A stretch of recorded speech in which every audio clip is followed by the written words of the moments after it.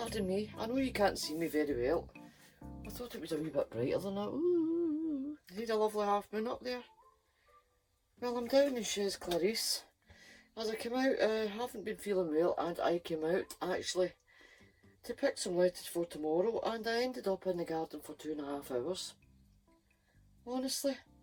So let's get on with tonight's read, and every now and again you might see the bats as they were flying about crazy style not that long ago. Wait a minute to see if I can move you a wee bit. Right, let me know if that works, boys and girls, and you can also let me know if you see any bats. You can drop a wee comment in the box. I'm just trying to fix you all up here.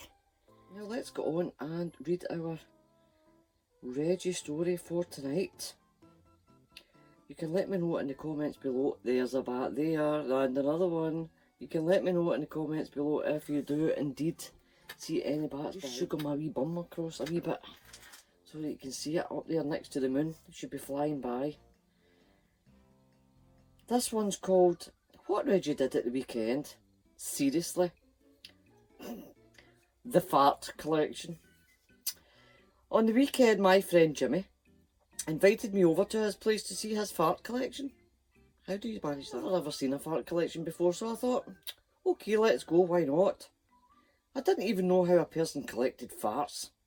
Although, being a boy, I don't think it was a bad idea.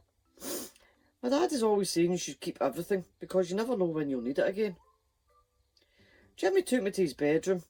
Against one wall was a set of shelves. On the shelves were jars. I said to Jimmy, where are the farts? He said, oh, you're looking at them.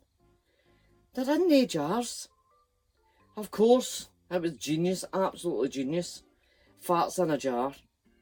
And then you get to keep it forever. Why hadn't I thought of that? I had a closer look at the jars. On the first shelf they were labelled with dates, places and times. And the first one said, January the 3rd, Sizzler, at 6:32 p.m. On the next two shelves, the jars were organised according to food Jimmy had eaten before the fart. That's Hannibal. One whole shelf was dedicated entirely to baked beans. It looked as though Jimmy also quite liked his eggs and his onions. The top shelf was just for Christmas and birthday farts, because Jimmy said people always kept the best stuff on the top shelf. Those jars were decorated with tinsels and ribbon. Hello, Hannibal. Hello, Bubba. All the jars in the collection were made of clear glass and all looked empty to me. Which made sense. I mean, you can't really see farts, can you? But then, how could I be sure Jimmy had actually farted into the jars and he wasn't just pulling my leg? Jimmy looked at me dead proud. What do you think then? I said, how do I know that they're real? He told me to choose a jar, any jar at all. So I picked a baked bean jar from, it said, 6 months ago. And he took the lid off. Yep. Oh, yep. Honestly, he was telling the truth. I asked him to put the lid back on. So after that, I went home. And then on the weekend, my ma took me and my brother Con to IKEA to buy a new lamp she wanted for the lounge. As a special treat, we ate lunch in the IKEA cafe. My mum had the Swedish meatballs. Con and I both chose the salt and pepper squid and a bowl of fries. For a brief moment there was panic at the table, because it looked as if Con had been given 6 pieces of squid and I only had 5. But a closer look revealed that one of my squid pieces was twisted with another one. It was in a kind of a squid hug, making it look as if there was only one when there was really 2. Phew for that. Con said that my squid pieces were bigger than his. I said, don't be daft, no they're not. Con said, aye they are. I said, no they're not. Con said, let's swap then. You won't mind swapping if they're the same, will you now, Reggie? I said, no way. Con said, swap or I'll punch you. But he whispered it so that my ma didn't hear it. My ma said, I heard that. I quickly licked all my pieces of squid so Con wouldn't want them. And then I noticed something shocking. Con's fries were longer than mine. I said, see your fries, Con? Aye, they're longer than mine. No, they're not. So Con looked at his fries again. Then he looked at my fries. No, they're not, he said. It was obvious. Con's fries had most definitely been cut from a potato twice as big as the potato I used to cut my fries, and that was it. This was unacceptable. I said, Ma, Con's fries are longer than mine and it's no fair. Ma says, hurry up and eat them, will you? Both of you. How could she be so calm about this? How does she expect me to eat my fries when they were clearly not as good at all as Con's fries? I said louder, but his are longer. Ma didn't care.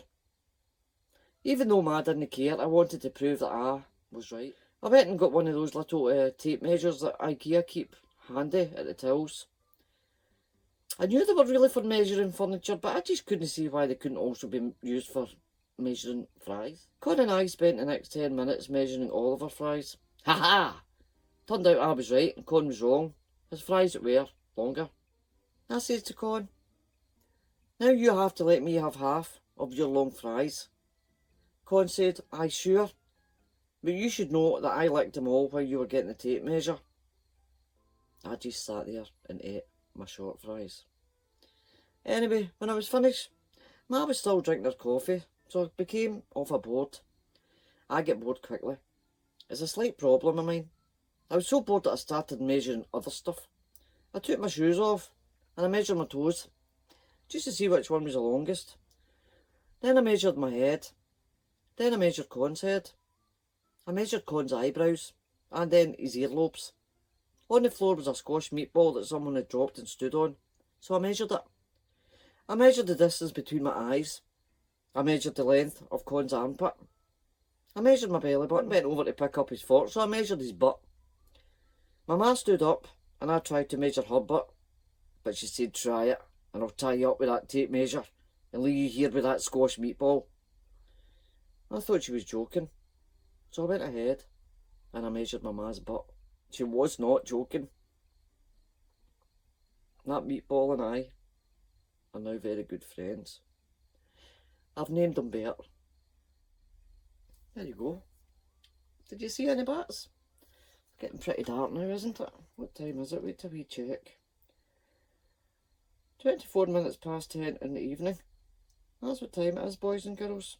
So I think I'll do the next read sitting in here as well tonight. What does Hannibal hear? He hears something. So the next time it'll be a different story, but the same location. Okay, boys and girls, be good. I hope you're in your bed. So for late next time. Bye bye. Bye bye bye.